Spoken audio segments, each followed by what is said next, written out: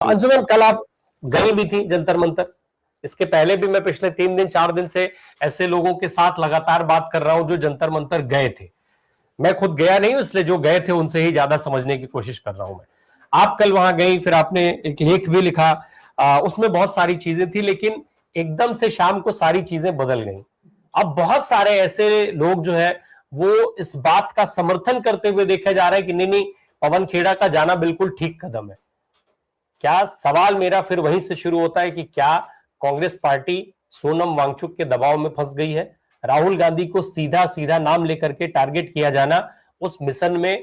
कामयाबी मिल गई है इन्हें? नमस्कार और बाकी सभी पैनलिस्ट को नमस्कार। पवन खेड़ा जिस तरह से गए और उन्होंने सोनम वांगचुक से मुलाकात की, मुझे लगता है जो आप कह रहे हैं कि कॉकरोच पार्टी ने या अभिषेक दीपके ने उनको फंसा लिया, नहीं, कांग्रेस पार्टी ने यहां पर गेन हासिल किया है। पवन खेड़ा गए, पवन खेड़ा खुद एक बड़ी शख्सियत है, राज्यसभा के सांसद हैं, मुखर वक्ता हैं और एक तरीके से वो आंदोलनों से भी जुड़े रहे हैं। और जब वो गए तो उन्होंने एक बहुत बोल्ड स्टेटमेंट दिया, वो ये कि कांग्रेस हमेशा लोकतांत्रिक अधिकारों के साथ जुड़ी रही है और लोकतांत्रिक अधिकार के लिए जहां बात हो रही है वहां वो शामिल है। और उन्होंने ये अपनी सॉलिडारिटी सोनम वांगचुक के साथ दिखाई है ज्यादा, ना कि कॉकरोच पार्टी के साथ। क्योंकि जिस तरीके से पूरा एक सुई घुमाई जा रही थी राहुल गांधी की तरफ, भाई राहुल गांधी क्यों नहीं जा रहे हैं, मतलब ये तो बड़ा अजीब सवाल था कि धरना प्रदर्शन और भूख हड़ताल की जा रही है शिक्षा मंत्री के इस्तीफे के लिए, शिक्षा नीति में गड़बड़ियों के लिए, पेपर लीक के लिए, और सवाल पूछे जा रहे हैं राहुल गांधी से कि राहुल गांधी वहां पर क्यों नहीं आ रहे। आप ये क्यों नहीं कह रहे हैं कि अमित शाह और प्रधानमंत्री मोदी यहां पर क्यों नहीं आ रहे हैं, सरकार को क्या हो गया है, धर्मेंद्र प्रधान इस्तीफा क्यों नहीं देते हैं? तो यानी इसका जिम्मेदार राहुल गांधी को बनाने की कोशिश की जा रही थी। और देखिए, सोनम वांगचुक तो देश की एक बौद्धिक संपदा है, इससे कोई इनकार नहीं कर सकता है। उन्हें इतने पुरस्कार मिले हैं, मैग्सेसे अवार्ड से सम्मानित हैं, उन्होंने पर्यावरण के लिए बहुत काम किया है, देश के लिए कई उन्होंने इन्वेंशंस किए हैं, बहुत उनका नाम है, इंटरनेशनली एक्लेम्ड व्यक्ति है और वो एक सही कॉज के लिए यहाँ बैठे हैं।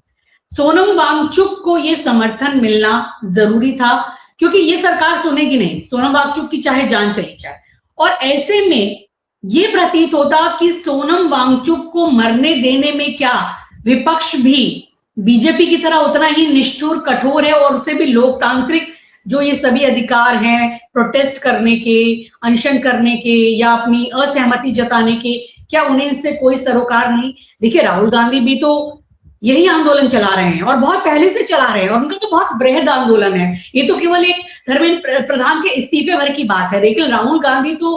पूरी एजुकेशन पॉलिसी में आमूल चूल परिवर्तन की बात कर रहे हैं। उनके पास एक रोड मैप है, वो छात्रों की बातें सुन रहे हैं और वो कह रहे हैं जो भी समस्याएं हैं हम जब सरकार में आएंगे या हमारे पास जो भी ताकत रहेगी हम इन सारी चीजों को इंप्लीमेंट करेंगे। जबकि कॉकरोच पार्टी के पास और कुछ भी नहीं है, केवल वो एक मुद्दे को लेकर बैठे हैं कि धर्मेंद्र प्रधान का इस्तीफा हो जाए, ना तो उनके पास कोई एक पॉलिटिकल जिसे कहा जाए बैकिंग है। मैंने कल भी यही क्लियर किया था। कल जब मेरी बात हो रही थी बकायदा, मेरे दर्शकों को बहुत ठीक से याद होगा, मैंने ये कहा कि राहुल गांधी को ही आप गाली देंगे और फिर राहुल गांधी से ही समर्थन की उम्मीद करेंगे, समर्थन की मांग करेंगे, ये दोनों चीजें कैसे संभव है? परसों की मेरी बातचीत में इस चीज का बहुत साफ तौर पे जिक्र आया था और मैंने ये बात कही थी कि अगर ये आंदोलन, आज भी इसका जिक्र किया मैंने कि अगर ये आंदोलन, अगर ये भूख हड़ताल, ये आमरण अनशन जो है सोनम वांगचुक ने डायरेक्टली कॉल किया होता और खुद वो बैठे होते अगर वहां जाकर के जंतर मंतर पे, तो शायद आज विपक्ष, पूरा विपक्ष उनके साथ जरूर खड़ा दिखाई देता। उन्हें बुलाने की जरूरत नहीं पड़ती, उन्हें ये चैलेंज करने की जरूरत नहीं पड़ती कि अगर राहुल गांधी नहीं आएंगे तो लोग उनको माफ नहीं करेंगे। लेकिन चूंकि कॉकरोच जनता पार्टी वहां पर आगे आई और कॉकरोच जनता पार्टी पहले दिन से बहुत सारे सवालों के घेरे में थी और वो अभी भी उन सवालों के साथ ही दिखाई दे रही है। अभिजीत दीप के साफ तौर पे उनको विपक्ष पे भरोसा नहीं है, उन्हें राहुल गांधी पे भरोसा नहीं है, उन्हें गांधी परिवार पर भरोसा नहीं है, वो बात ये साफ कह रहे हैं, लेकिन राहुल गांधी को लिख रहे हैं वो। लेकिन अभी जब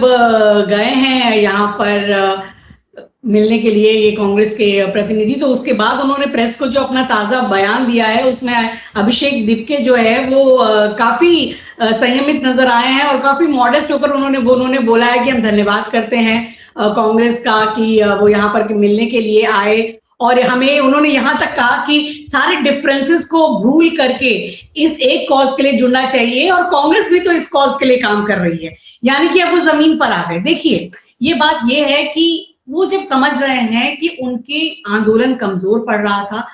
अभिषेक दीप तो कितने दिन बैठे रहे सोनम वांगचुक के आने से पहले, लेकिन इसको उस तरीके का ना जन समर्थन मिल पा रहा था आंदोलन को, ना इनकी कोई वैलिडिटी बन पा रही थी, क्योंकि लोग उसे शक की नजर से भी देख रहे थे, कहीं ये अन्ना आंदोलन पार्ट 2 तो नहीं है, कहीं ये आप पार्टी पार्ट 2 तो नहीं है। हालांकि उसकी तो शक की गुंजाइश अभी भी पूरी पूरी है, और ये लोग वहां पे चीजों को केवल मैनेज कर रहे थे, मैनेजर हैं। देखिए, अगर ये आंदोलन को सही सच्चे अर्थों में करना चाहते हैं तो क्यों नहीं इन तीनों में से जो भी इनके मुख्य प्रवक्ता है, पार्टी के लोग हैं, वो भी भाई भूख हड़ताल पे बैठी है ना, नेहा जो आयशा की हैं, जो जेएनयू की छात्रा है, और भी छात्र हैं, वो भूख हड़ताल पे बैठे हैं। आप तीनों में से कोई क्यों नहीं बैठा? आप केवल मैनेजमेंट का काम करेंगे, मीडिया को बाइट्स देंगे, जो वहां पर पॉलिटिकल पार्टीज के लोग आएंगे या डिग्नेटरीज, उनको आप कार से रिसीव करने तक जाएंगे। आप पूरा शो मैनेज कर रहे हैं, क्योंकि ये जानते हैं कि जिस माइलेज को इन्होंने लिया था सोशल मीडिया से, उससे ये कुछ बड़ी चीज हासिल करना चाहते हैं। लेकिन जब अभिषेक दीपके ने देखा कि उनका नाम तो चल नहीं रहा है और न ही कोई आएगा, तो सोनम वांगचुक उनको मिले, और सोनम वांगचुक की ऐसी स्वीकार्यता है और उनके लिए लोगों का जुड़ाव है, और उन्हीं की वजह से मैंने कल भी ये देखा कि लोगों की पूरी सहानुभूति सोनम वांगचुक से ही थी। एक तरीके से नेपथ्य में चले गए हैं पूरी तरीके से अभिषेक दीपके और उनकी टीम, उनकी कोई ऐसी चर्चा वहां नहीं हो रही थी लोगों के बीच में। और ये एक बात और पॉइंट मैं जरूर जोड़ूंगी कि ये कोशिश यहाँ शायद जो है अंदर खाने से जो शासन चल रहा है, जहां से बीजेपी उनकी तरफ से थी कि हम एक वैकल्पिक ये या एक कमजोर विपक्ष यहाँ पर एक खड़ा करें, और जो सही विपक्ष है जो कांग्रेस के नेतृत्व में चल रहा है उसको हम थोड़ा नेपथ्य में डालें। लेकिन ये कॉन्स्पिरेसी चली नहीं, और राहुल गांधी की छात्रों को की गूंज को जो समर्थन मिल रहा है वो अद्भुत है। और आज भी चाहे धामी सरकार ने कितनी भी कोशिश कर ली, लेकिन देहरादून में बहुत सशक्त तरीके से ये पूरा कार्यक्रम होगा, क्योंकि 5 लाख से ज्यादा छात्रों ने रजिस्ट्रेशन कराया है, तो इसमें चूक गए। और कहीं से भी कांग्रेस की, मैं कहूंगी यहाँ पे जाना वहां पर कोई गलती नहीं है, बल्कि अपर एज मानूंगी, इससे बढ़िया कदम मानूंगी। जी, जो परिस्थिति है, मैं ये जो सवाल उठ रहा था और जो सवाल उठाया जा रहा है, निश्चित तौर पे मैं बार बार ये बात कह रहा हूं कि सोनम वांगचुक का आंदोलन अगर उनकी कॉल होती, वो खुद उस आंदोलन पर बैठे होते, तो शायद विपक्ष बिना बुलाए खड़ा होता, विपक्ष के तमाम बड़े चेहरे खड़े होते। हो सकता था कि पवन खेड़ा की जगह वहां पर राहुल गांधी मिलते आपको, लेकिन सवाल वहां पर खड़ा होता है कि वो एक कॉकरोच जनता पार्टी के बुलावे पर वहां पहुंचे, और जिस तरीके से शुरुआत से डे 1 से कॉकरोच जनता पार्टी के ऊपर कुछ सवाल उठ रहे हैं, तो वो शक होना चाहिए। आंदोलनों के इतिहास को जिस तरीके से अरविंद केजरीवाल एंड टीम ने कलंकित किया है, उस कलंक से उबरना बहुत आसान नहीं होगा। अब हर आंदोलन और उसके आगे उन तमाम उस आंदोलन में शामिल बहुत सारे लोग अब जो बयान दे रहे हैं, एक बाबा है इस देश में जो अब लाला कहा जाता है, वो उस समय क्या कुछ नहीं कह रहा था, और अब वो टीवी पर बैठ करके कहता है कि क्या सारे मुद्दे उठाने की जिम्मेदारी मेरी है। वो पेट्रोल महंगाई फलाना ढिमका ये सब वो ये बात कह रहा है। अब तो उसने एक नई बात छेड़ रखी है, वो नितिन गडकरी से भी आगे निकलने की कोशिश कर रहा है। जैसे नितिन गडकरी उड़ने वाली बस ला रहे हैं, वैसे ही वो बता रहा है कि अगर मुझे देश में पेट्रोल जो है सप्लाई करने का अवसर दे दिया जाए तो मैं 45-50 रुपए में पेट्रोल दूंगा। पहले 15-15 लाख रुपए दिलवा रहा था 10 साल 12 साल पहले, और अब वो 45 रुपए में पेट्रोल दिलवाने की बात कर रहा है इस देश को। तो इस तरीके के लोग हैं